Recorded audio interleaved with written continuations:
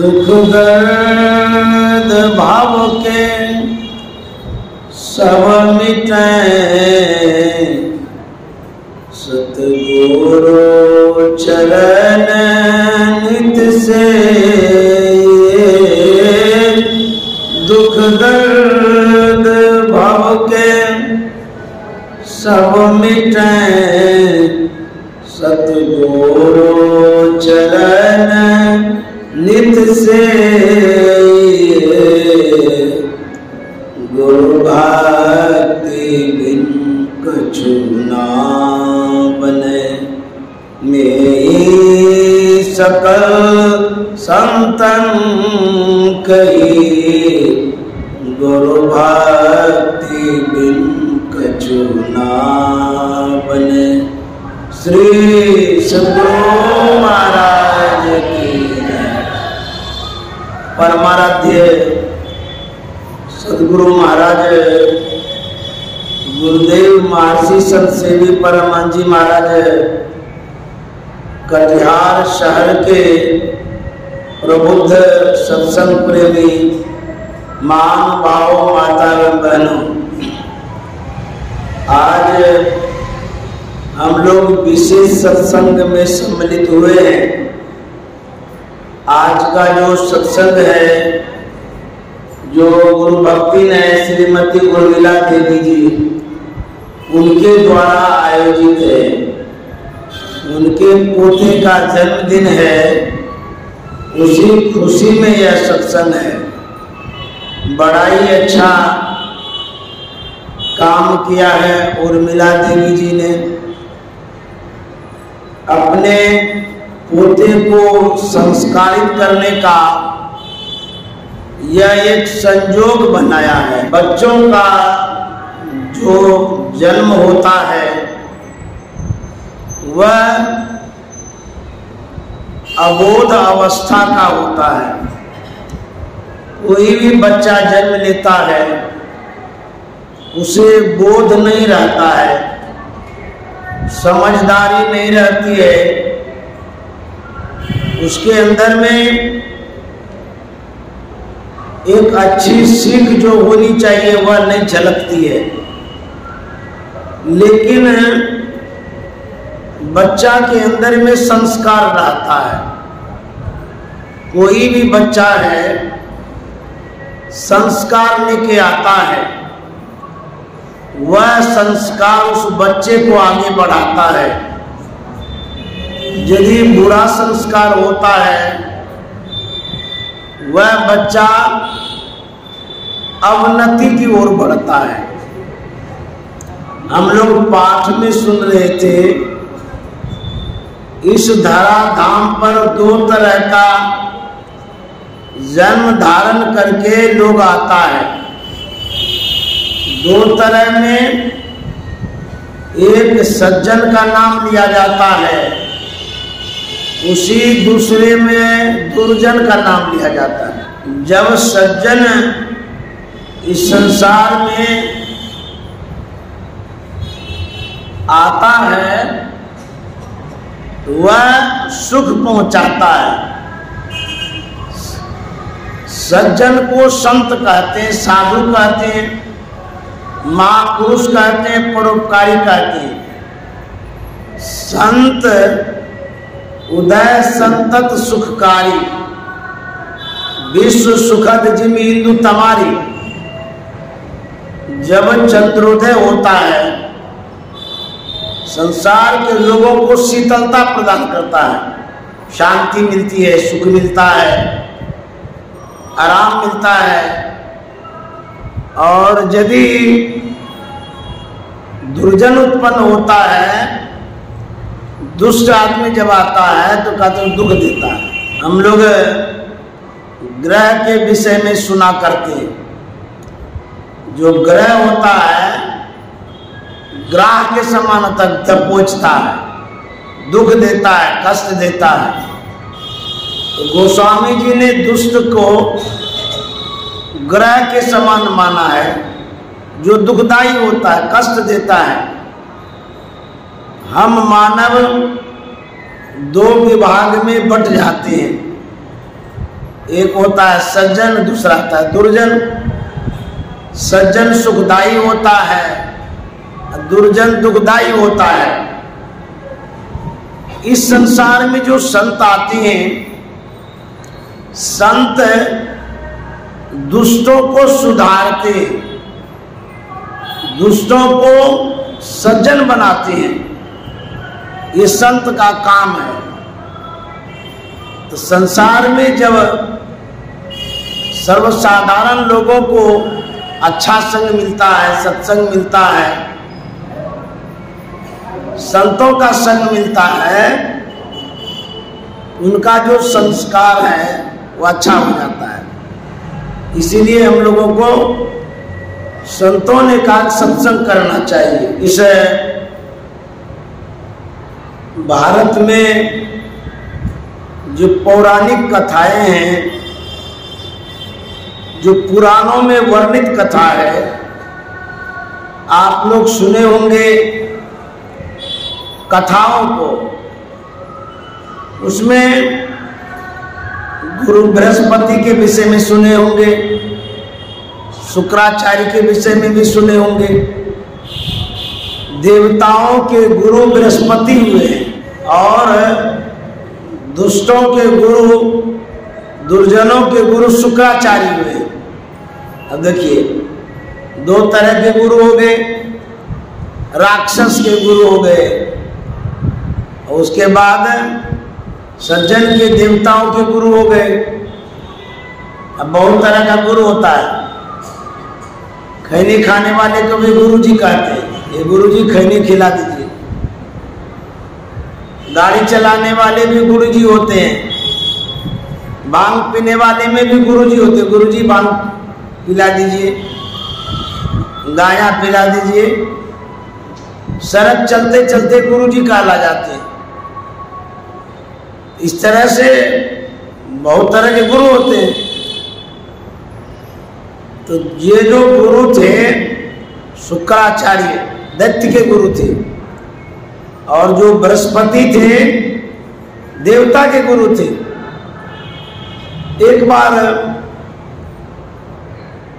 इंद्र भगवान बड़े दुखी हो गए, क्योंकि उनका राजपाट हिरण्यकश्यप हरण कर लिया था। इंद्र का राज्य हिरण्यकश्यप ले लिया था, धन संपत्ति सब ले लिया था। मन बेचैन था, किसको कहें, कहाँ जाए, समाधान कैसे मिले। अपने गुरुजी के पास गए, अर्थात बृहस्पति के पास गए। वहां जाकर के इन्होंने गुरुजी से कहा, हमारी जो समस्या है उसका समाधान बताइए। सब कुछ मेरा लुट गया, मिट गया, हिरण्यकश्यप ने ले लिया। उस खोने में मेरा चैन खो गया, बेचैन रहता हूं।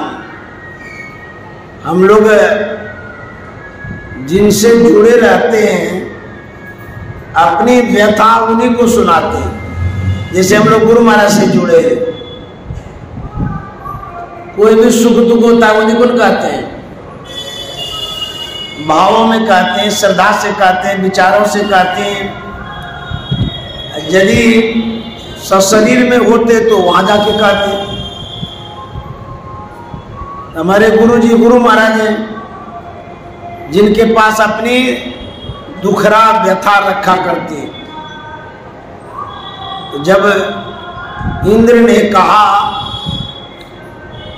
तो उनके गुरुजी ने कुछ अध्यात्म की बातें समझाने के क्रम में कहा, लेकिन इंद्र को कुछ भी समझ में नहीं आया।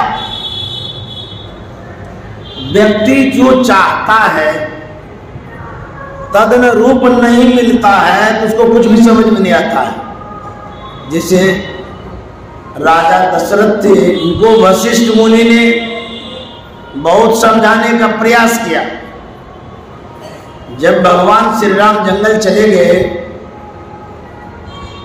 उस चिंता में वो कुछ भी समझ नहीं पाए, लाख समझा करके थक गए। बोले कि देखिए आप कहते तो ठीक ही हैं, लेकिन हमारी जो पीड़ा है, हमारा मन गड़ा हुआ है राम में।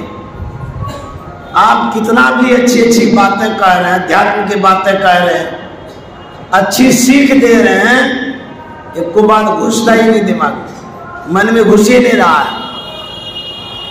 आप यदि व्यथित होते हैं, दुखी होते हैं किसी भी समस्या से, सत्संग भी अच्छा नहीं लगता है, ज्ञान की चर्चा भी अच्छी नहीं लगती है। जिसके ऊपर बीतता है उससे पूछिएगा।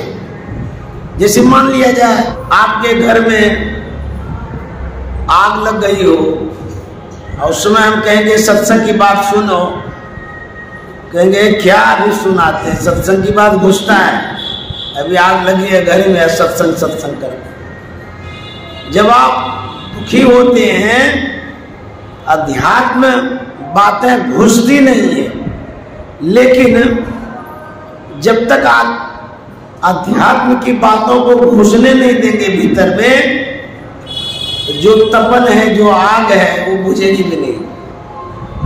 इंद्र का यही हाल था। गुरु बृहस्पति ने समझाया, लाख कहा, इंद्र कुछ भी नहीं समझ पाया। कितना भी अध्यात्म का उदाहरण दिया तब भी नहीं समझा। अंततः बृहस्पति ने कहा कि इंद्र, तुम्हारी जो समस्या है, तुम्हारे मन में जो पीड़ा है, इसको दूर करने के लिए तुम शुक्राचार्य के पास जाओ। दैत्य गुरु शुक्राचार्य आज्ञा पा करके चलेंगे शुक्राचार्य के पास।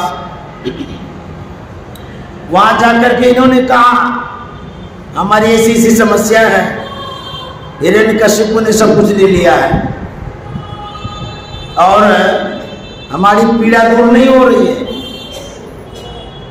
कृपा करिए, बताइए रास्ता।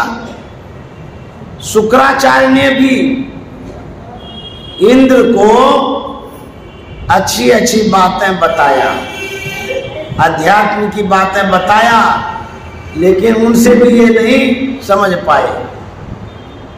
कहते थे, इंद्र आप ठीक सब कुछ बतला रहे हैं, लेकिन हमारा मन जो गड़ा हुआ है, धन हमारा लुट गया, बर्बाद हो गया, उससे हमारा मन निकलता ही नहीं। कितना भी आप समझा रहे हैं, मन इधर मुड़ता ही नहीं, घूमता ही नहीं। आप ठीक समझाते हैं, लेकिन मेरा मन नहीं समझ रहा है। शुक्राचार्य भी परेशान हो गया कि क्या इसको घुस गया दिमाग में। देखिए सबके साथ होता है। मान लीजिए हम आपको प्रवचन सुनाते हैं, बढ़िया बढ़िया बात सुना रहे हैं ना, भी वैराग्य भी चढ़ा देंगे आपको, लेकिन जब हमारे ऊपर वो पड़ेगा, वो सब वैराग्य हमारा बह जाएगा, हम ही खुद नहीं समझ पाएंगे। ये होता है ऐसा। गुरु महाराज की जो बहन थी झूलंदा, बड़ी थी, बहुत मानती थी, गोद में खिलाई, पालन पोषण सब किया झूलंदा ने, और गुरु महाराज भी मानते थे खूब। लेकिन जब झूलंदा का शरीर छूटता है तो गुरु महाराज जाते हैं। जब गए ना, गुरु महाराज रोने लगे। लोग जब देखने लगे तो कहते हैं तो महात्मा इतने बड़े संत हैं, ये कैसे रोते हैं, वैराग्य की बात बताते हैं, त्याग की बात कहते हैं, निर्ममता की बात सुनाते हैं। ये तो खुद ममता में पड़ गए, इनको तो खुद राग हो गया। लोग सोच रहे थे। किसी ने कह भी दिया कि आप तो लोगों को समझाते हैं, लेकिन आप खुद तो नहीं समझ पा रहे, आप क्यों रो रहे हैं? आपको तो रोना नहीं चाहिए। तो गुरु महाराज ने कहा था, ठीक ही कहते हैं आप, मैं रोता इसलिए हूं, मेरा और झूलन दाई का खून का रिश्ता है, ममता आ ही जाती है, इसीलिए रोना आ गया। कितना भी मैं लोगों को समझा पाता हूं, लेकिन मैं अभी इस स्थिति में खुद मोहित हो गया हूं, मोहग्रसित हो गया हूं। मेरा ज्ञान जो कुछ भी है यहाँ कोई काम में नहीं आ रहा। यह भी एक समय आता है, हम आपको समझा रहे हैं, लेकिन ऐसा समय आएगा खुद हम समझ ही नहीं पाएंगे, तब हमको दूसरा कोई समझाएगा। आप ही लोग समझाएंगे कि बाबा इस तरह से आप क्यों रोते धोते हैं, आप तो दुनिया भर के बातों को समझाते हैं। आप जब समझाएंगे तो फिर मेरे दिमाग में वो बातें घुसेगी नहीं। इंद्र का यही हाल है। गुरु शुक्राचार्य ने समझाया तब भी नहीं समझ में आया। क्यों? धन जो लुट गया था उस मोह में ज्ञान घुसता ही नहीं था। देखिए कैसा होता है संसार, जिसमें आप डूब गए हैं, जिसमें आप घुस गए हैं, वो मन से नहीं निकलता है, बाहर होता ही नहीं है जल्दी। शुक्राचार्य समझाते समझाते थक गए। भगवान इंद्र राज पर चला गया है तो उसमें दुखी नहीं समझ पाए। अंततः शुक्राचार्य ने कहा, तुम क्या चाहते हो? बोले कि मैं वही चाहता हूं जो मुझसे हट गया है, लुट गया है। बोले ठीक है, तुमको सब कुछ मिल जाएगा, मेरी बात एक मान लो। बोले बताइए। बोले कि तुम चले जाओ प्रहलाद के पास, वेश बदल के जाओ, ब्राह्मण वेश में जाओ, वहां सेवा करना उसकी। जब सेवा से वो प्रसन्न हो जाएंगे तो धन उन नहीं मांगना। बोले तब सिर्फ इतना ही कहना कि हमको शील दे दी, शीलता, इतने में सब कुछ तुम्हारा हो जाएगा।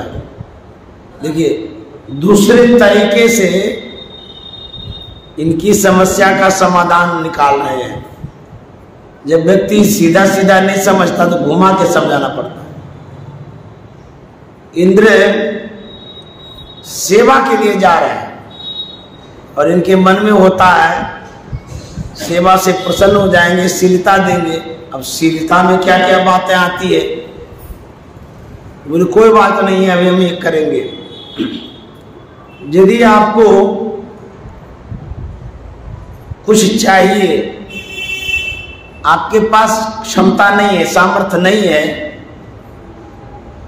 इतना तो आप सेवा कर सकते हैं, जो आपके पास बल है, विवेक है, बुद्धि है, श्रद्धा भक्ति है, इतना तो है आपके पास। नहीं कुछ जान तो सेवा ठान। आप यदि सेवा शुरू करते हैं, सेवा से सब कुछ मिल जाएगा। इस कहानी में यही है। तो इंद्र ब्राह्मण वेश धारण करता है, ब्राह्मण का रूप धारण कर लिया, चला गया प्रहलाद के पास। वहां जाकर के सेवा करने लगा। सेवा करते करते एक दिन प्रहलाद प्रसन्न हो जाता है। देखिए जब आप घर परिवार में किसी से सेवा लेते हैं या कोई सेवा आपका करता है, जिसे माने बहू है, बहू सेवा करती है, मन से आप खुश हो जाती हैं, कुछ देना चाहते हैं, क्या देंगे? जो भौतिक चीज आपके पास है वही देंगे। बहू खुश हो जाती है तो एक अच्छी साड़ी ला करके देंगे या पैसा दे देंगे। विशेष खुश होंगे तो खजाना की चाबी दे देंगे। जो आपके पास है वो देना चाहते हैं। कब? जब खुश होते हैं आप, किसी से लेना यदि चाहते हैं तो उसको खुश करना होगा। खुश कैसे करेंगे? कहते हैं सेवा से। सेवा का बहुत प्रकार होता है। आप खाना खिला के खुश कर सकते हैं, दान दे के खुश कर सकते हैं, स्तुति करके खुश कर सकते हैं, प्रार्थना करके खुश कर सकते हैं, ध्यान करके खुश कर सकते हैं। जिस तरह से खुश हो आप करेंगे तो आपको मिलेगा। गुरु महाराज भी कृपा करते हैं खुश होने पर। खुश तब होते हैं जब सेवा करते हैं। जैसे अभी आप ये जो उर्मिला देवी जी हैं, इनके द्वारा ये सत्संग है, तो गुरु महाराज का ये सत्संग है। तो गुरु महाराज को खुश करने के लिए इन्होंने सत्संग ठाना। ये जो सत्संग कर रही है, ऐसे गुरु महाराज खुश होंगे तो क्या देंगे? गुरु महाराज आशीर्वाद देंगे, कृपा करेंगे, बाल बच्चों पर भी करेंगे, उनके ऊपर भी करेंगे, जो परिवार के सदस्य हैं उनके ऊपर भी करेंगे।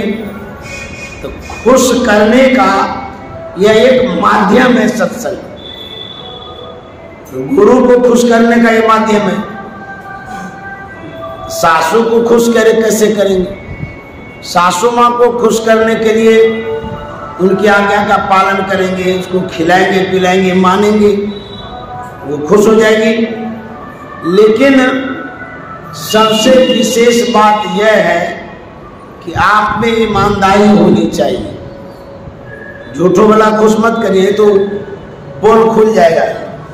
यदि ईमानदारी से सेवा करते हैं सही तरीके से तो आपको अच्छा फल मिलेगा। इसलिए सेवा करने इंद्र आया,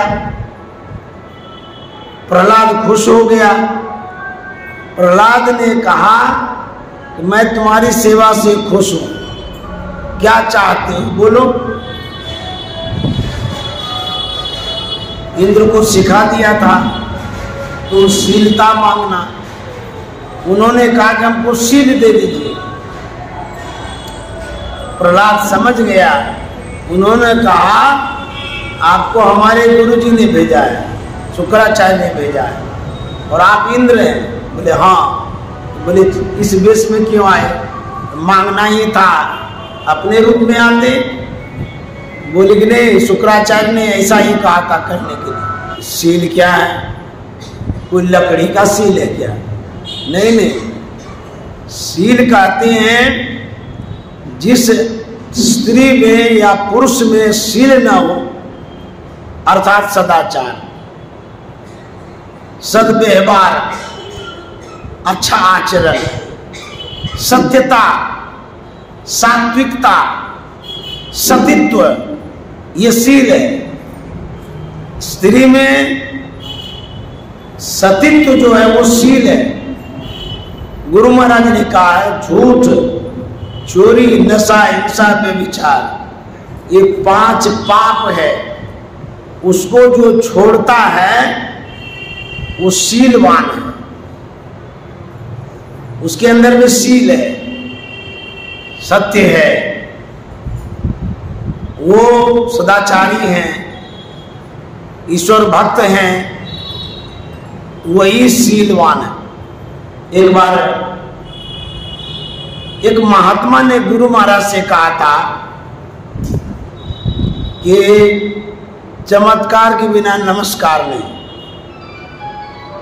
तो गुरु महाराज ने कहा आप चमत्कार किसे कहते हैं?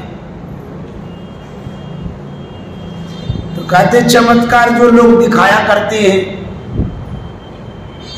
जो मायावी होते हैं, जिसमें सत्यता नहीं रहती है। गुरु महाराज ने कहा था रावण कितना बड़ा मायावी था, गला काट दिया जाता था। रावण के पास सिद्धियां थी, फिर गला जोड़ लेता था। इससे बड़ा चमत्कार क्या हो सकता है?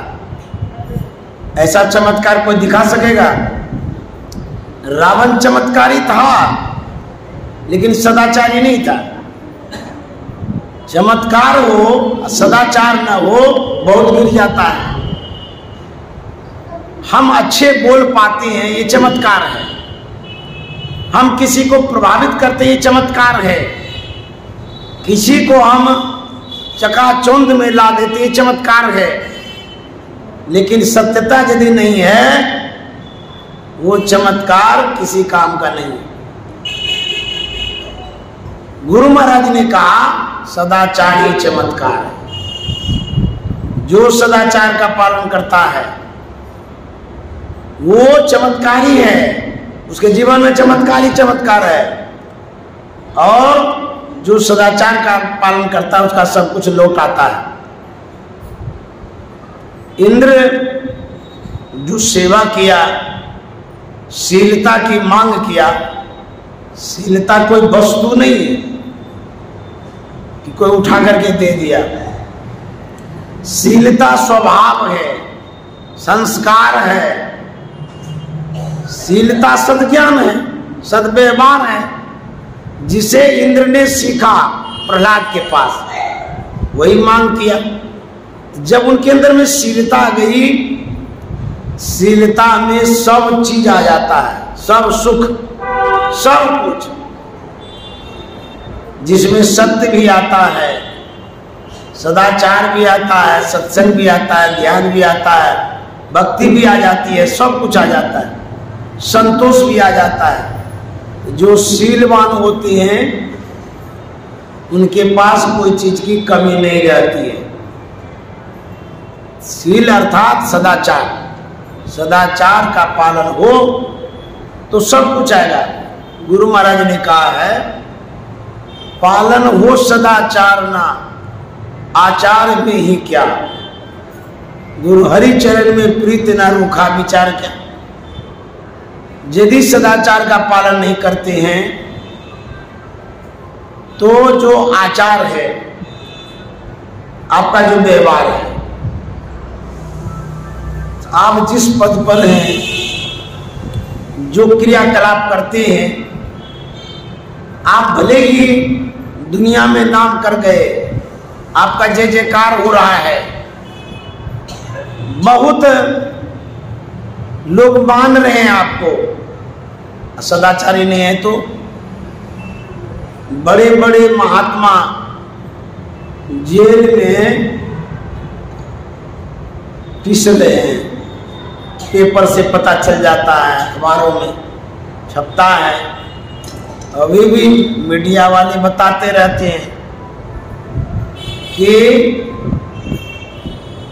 विदेश में प्रचार करने वाले महात्मा, जिनके लाखों श्रद्धालु भगत थे, आरती उतारी जा रही थी,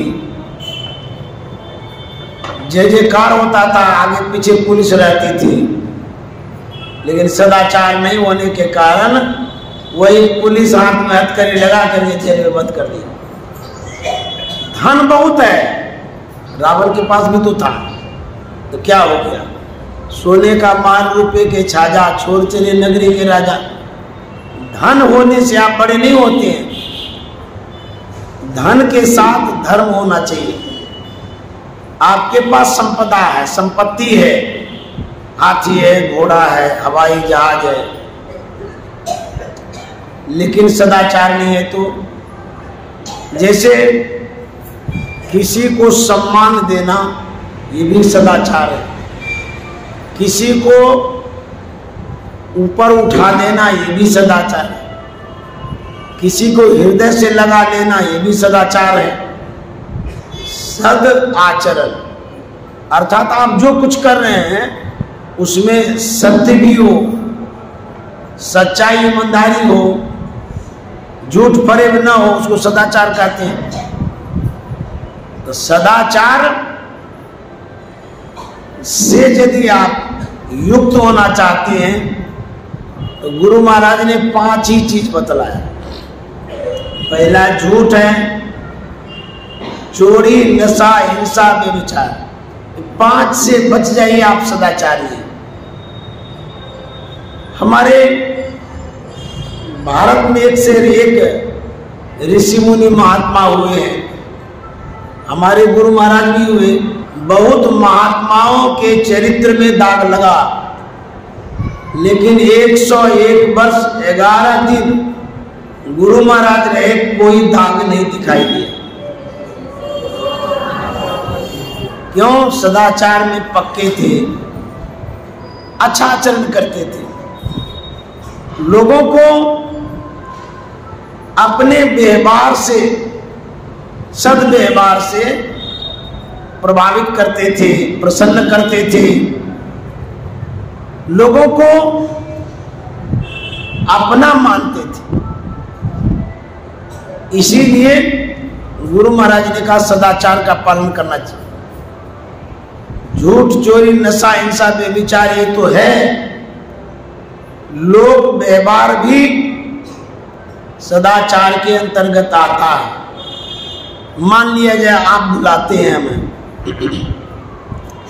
आपके मन को यदि हम रखते हैं, ये भी सदाचार, आपकी श्रद्धा है, भक्ति है, आप हमें सम्मान देते हैं, मेरा भी धर्म कहता है कि आपका हम सम्मान करें, आपके दिल को न दुखावें, ये सदाचार है।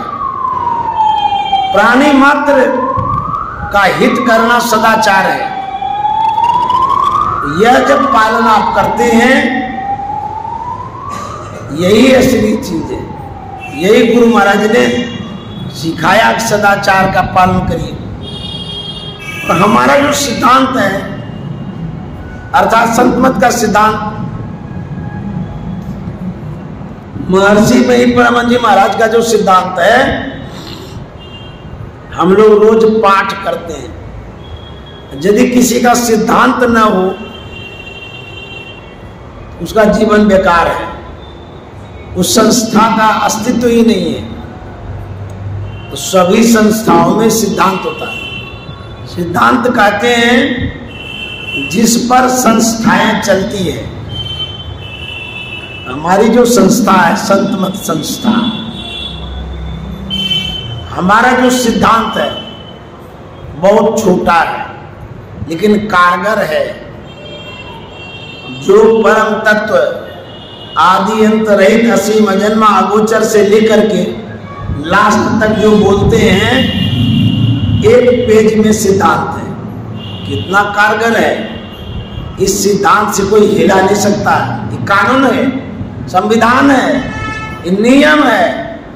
सिर्फ इतना ही पढ़ लीजिए, इतना पढ़ आप चल लीजिए, आपका कल्याण हो जाएगा। आप कहीं दुखी नहीं हो सकते। कितना छोटा सा है।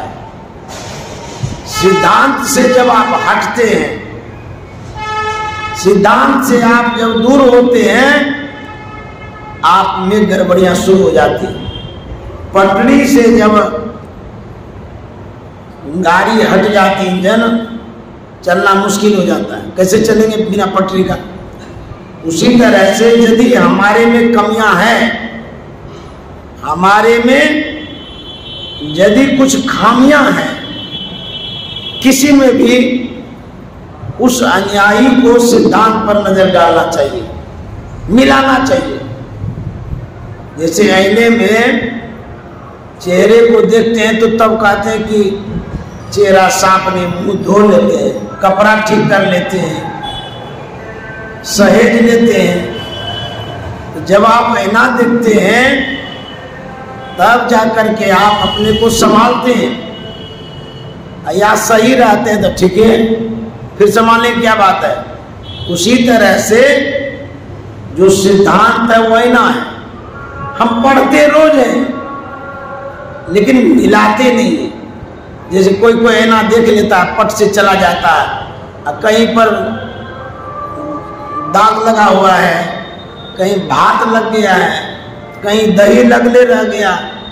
जब कहीं जाते हैं ना, कहते अरे ये तो दाग लगा हुआ आपको, तो तब पता अच्छा दाग लगा है। बोले तब देखिए तो यहाँ पर भात लगा हुआ है। तो सही ढंग से नहीं देखिएगा तो दाग रह जाएगा। उसी तरह से सिद्धांत हम पढ़ते हैं, मिलाते नहीं है। क्या कि हम जो पढ़ रहे हैं उसको हम उतार रहे कि नहीं, ये हमारे जीवन में उतरता है, घटता है कि नहीं घटता है। खाली पढ़ लिए रोज, अब पढ़ करके पूरा कर लिए, बस हो गया। सिद्धांत को गौर से पढ़िए, कहा क्या जा रहा है, अब उसको जीवन में उतार लीजिए, उतना ही। यदि उतर जाए, दुनिया में कोई हिला नहीं सकेगा आपको। तो ये सिद्धांत जो है, यही शीलता में बल देगा आपको, साधना में बल देगा आपको, सदाचार में बल पहुंचाएगा। इसीलिए गुरु महाराज ने सिद्धांत बनाया। यह सिद्धांत जब बड़े बड़े धार्मिक लोग सुनते हैं, वो आश्चर्यचकित हो जाते हैं। ये सिद्धांत साधारण चीज नहीं है, वेद का सार है, ज्ञान का सार है, संत मत का सार है, साधना का सार है, जीव कल्याण का ये सार है। इतना सही। होम्योपैथी का दवाई लेते हैं, ड्रॉप से जीव पर थोड़ा सा ही तो रहता है, काम कितना करता है। उसी तरह से संत मत का सिद्धांत थोड़ा है, लेकिन बहुत काम करता है। हम लोगों को सिद्धांत पर चलना चाहिए, सिद्धांत का ख्याल रखना चाहिए, लिख से हटना नहीं चाहिए। हमारे जो गुरु महाराज हैं, गुरु महाराज में सारा ज्ञान समाहित है। सभी गीता, रामायण, पुराण, महाभारत सब समाहित है। जितनी कथाएं सब, भागवत कथा हो, रामायण की कथा हो, गीता कथा हो, हमें गुरु महाराज पर फोकस डालना चाहिए। अर्थात गुरु महाराज का जो जीवन है, गुरु महाराज का जो सिद्धांत है, गुरु महाराज का जो नियम है, उसी के तहत हमें प्रस्तुत करना चाहिए प्रवचन। लिख से हट करके कौन कौन कहानी कहने लग जाते हैं, बहुत साधु महात्मा कौन कौन कथा कहने लग जाते हैं। अरे गुरु महाराज तो सागर के समान है, उनके जीवन में सब कुछ समाहित है। सिर्फ गुरु महाराज के सिद्धांत पर रहिए, विचार पर रहिए, ज्ञान पर रहिए। जीवन भर कहते रहेगा तो पूरा नहीं होगा। गुरु महाराज ने जो अपने जीवन में साधना के द्वारा ज्ञान को उतारा, समाहित किया, उसी ज्ञान का प्रचार करिए। लेकिन बहुत प्रचारक ऐसे हैं, मनोरंजक कथाएं करते हैं, मनोरंजन, भक्तों को प्रसन्न करने के लिए कहा करते हैं, जय जयकार कराने के लिए कहा करते हैं, और गुरु महाराज के सिद्धांत से, विचार से हट करके कुछ कह देते हैं। यदि गुरु महाराज के सिद्धांत विचार से हटके आप कहते हैं, न तो आपको लाभ होगा, न श्रोताओं को लाभ होगा। तो गुरु महाराज ने जो कहा है उसी को रखना चाहिए। तो गुरु महाराज ने कहा, उसके जीवन चरित्र में है, हमको जीवन चरित्र पढ़ना चाहिए। क्या उन्होंने कहा, सब कुछ जीवन चरित्र में है। उनके उपदेशों को पढ़ना चाहिए, उनके किताबों को पढ़ना चाहिए। एक बार विनोबा भावे कुप्पा घाट आए थे। संत विनोबा भावे भागलपुर में रुके हुए थे, लेकिन दर्शन के ख्याल से कुप्पा घाट आए थे। तो जो उस समय व्यवस्थापक थे, उन्होंने परिभ्रमण कराया, घुमाया, दिखाया, बताया, गुफा भी ले गए, उसका भी दर्शन उन्होंने किया। उसके साथ बहुत शिष्य भी थे। होते होते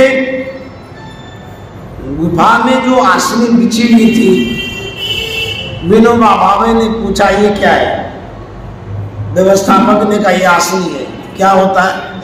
बोले, यहाँ आश्रम के साधु महात्मा ध्यान करते हैं।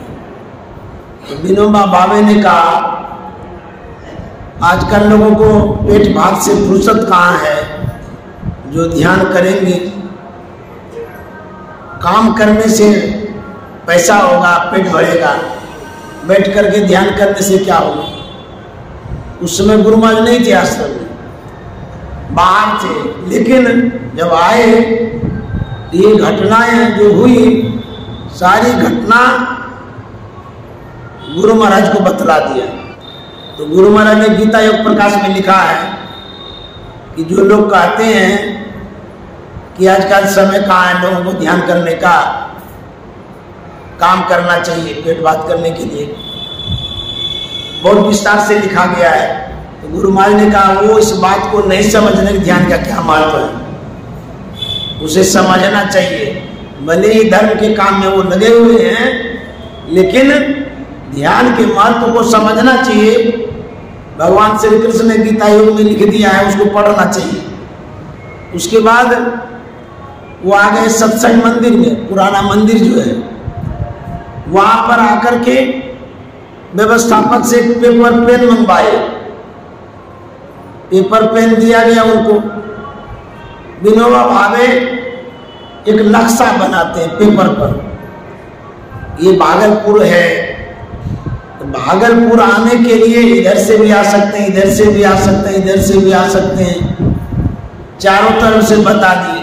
बोले जिस तरह से भागलपुर आने के लिए अनेक रास्ते हैं, उसी तरह से ईश्वर के पास जाने के अनेक रास्ते हैं। तो व्यवस्थापक जो थे वो ज्ञानी थे। देखिए जिसका संग करते उसका रंग लगता है। तो गुरु महाराज के संग के व्यवस्थापक थे, उन्होंने कहा कि विनोबा भावे जी आप ये बतलाइए, जिस तरह से भागलपुर सीमित है, चारों तरफ से लोग आ जाते हैं, क्या उसी तरह से ईश्वर सीमित हैं? ईश्वर के पास जाने का चारों तरफ जो रास्ता बतला रहे हैं, ईश्वर सीमित है, वो तो असीम है। उनके पास जाने का रास्ता चारों तरफ नहीं, एक तरफ है आज्ञा चक्र में। भागलपुर का क्षेत्र तो सीमित है। तो जब बतलाए उसका कान खड़ा हो गया, बाप रे बाप क्या बतला रहे हैं। उसके बाद व्यवस्थापक एक सत्संग योग दिया था, गुरु महाराज का सत्संग योग। उनके मन में हुआ क्या हमको किताब दे रहे, इतने बड़े हम महात्मा हैं, हमको किताब पकड़ा रहे हैं। मन तो नहीं था, फिर भी पकड़ लिए कि दे रहे थे, ले लेते हैं, कोई बात नहीं है। किताब पकड़ लिए। उसके बाद गए भागलपुर अपने डेरा में, अनमनस्क ढंग से उल्टाने लगे सत्संग योग को। जैसे पहला पन्ना उल्टाए तो कुछ लिखा हुआ तो है, दूसरा उल्टाए, जब वेद मंत्र के पास गए वहां वो अटक गए। बोले अरे वेद मंत्र लिखा हुआ है, उसको पढ़ने लगे। जब पढ़ने लगे, पढ़ते पढ़ते पढ़ते पूरा बोर कर दिए। जानते हैं विनोबा भावे ने जो सत्संग योग पढ़ना शुरू किया, शाम को खाना भी छोड़ दिए, सोना भी छोड़ दिए। जो पकड़े तो पकड़े रहे, जब तक पूरा किताब नहीं पढ़े तब तक छोड़े नहीं, सवेरा कर दिए पढ़ते पढ़ते। ऐसे सत्संग योग है हमारे। उनके सेवकों ने कहा था कि आप लोग कौन किताब दे दिए थे? विनोबा भावे ने जो पढ़ा, खाना पीना सब छोड़ दिया, सोना भी छोड़ दिया, रात भर पढ़ते लगे। तो ये है गुरु महाराज का ज्ञान। यदि आप गुरु महाराज के ज्ञान को पकड़ेंगे तो गुरु महाराज ने गागर में सागर भर दिया है। लोग किताबों को ढूंढते हैं, पढ़ते हैं, तो गुरु महाराज ने जो सत्संग योग बना दिया उसको पढ़िए। कौन सा ज्ञान उसमें नहीं है? सब ज्ञान है। यदि आप मंगल पाठ करना चाहते हैं, सत्संग योग पढ़ लीजिए, ये तो मंगल पाठ है। कोई भी ग्रंथ आप पढ़ना चाहते हैं, सबको छोड़ करके सत्संग योग पढ़ लीजिए, सभी ग्रंथों का उसमें सार है। आप सिद्धांत से क्यों हटते? गुरु महाराज के ज्ञान से क्यों हटते हैं? गुरु महाराज घी दे दिए, आज जाते हैं छाछ छानने के लिए। घी आपके घर में है और जो छाछ है वो कहाँ ढूंढने जाते हैं? तालाबों में, बाहर में। सत्संग पढ़ लीजिए, ये गुरु महाराज का ज्ञान है। गुरु महाराज के सिद्धांत को पढ़ लीजिए, ये आपके जीवन का लीक है, रास्ता है, कानून। घर में आप लोग नियम बनाते हैं किस लिए? परिवार चलाने के लिए। और यदि आपके नियम का पालन न करें तो घर बेघर हो जाएगा। देश में कानून बनाते हैं पालन करने के लिए, और यदि नहीं पालन करें तो देश गड़बड़ा जाएगा। उसी तरह से संत मत का जो नियम है, सिद्धांत है, उसका पालन करिए, उसी को सीखिए, समझिए। जब गुरु महाराज दीक्षा देते थे शुरू में, पहले उनसे पूछते थे सिद्धांत आता है, कहते थे नहीं दीक्षा नहीं मिलेगी। सिद्धांत याद करवाते थे तब दीक्षा देते थे। इस तरह से एंट्री करते थे संत मत में। तो सिद्धांत बहुत बड़ी चीज है, इसीलिए उस पर गौर करना चाहिए। उर्मिला देवी जी को, जिन्होंने बच्चों के लिए ये सत्संग कराया, उन्हें साधुवाद देता हूँ, धन्यवाद देता हूँ। बच्चों के लिए शुभकामना करता हूँ। जो बच्चा अबोध है, उसे कुछ पता नहीं है, लेकिन वह बच्चा संस्कारी होगा, ऐसा उम्मीद करते हैं।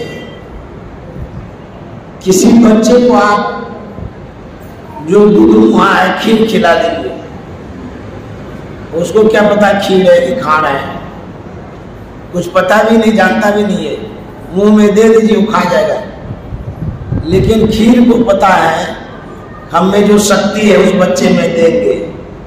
उसी तरह से बच्चा के लिए आपने सत्संग कराया, भले बच्चे को ये पता नहीं कि ये सत्संग है कि क्या है, लेकिन सत्संग को ये पता है, उस बच्चे को हम संस्कारित करेंगे।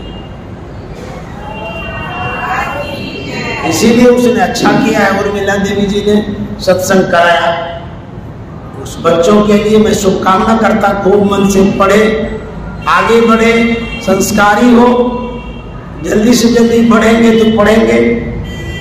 और आप लोग जो सत्संग में आए, आप लोगों को भी बहुत बहुत साधुवाद, धन्यवाद। मैंने घर छोड़ा सत्संग के लिए, गुरु के शरण में आया सत्संग के लिए, कुछ भी अध्ययन किया आप लोगों की सेवा के लिए। जो भी मैं पढ़ता हूँ आप लोगों के लिए पढ़ता हूँ, लेकिन कुछ सत्संग प्रेमी की सेवा नहीं कर पाता हूँ, वो लोग दुखी हो जाते हैं। मैं उसके लिए क्षमा चाहता हूँ, क्योंकि स्वास्थ्य जब साथ नहीं देता तो मैं क्या करूँ। मैं अपने लिए कुछ नहीं करता हूँ, आप सबों के लिए करता हूँ। और मैं अनुकूल रहूँगा तो आता रहूँगा, सेवा करता रहूँगा। श्री सद्गुरु महाराज।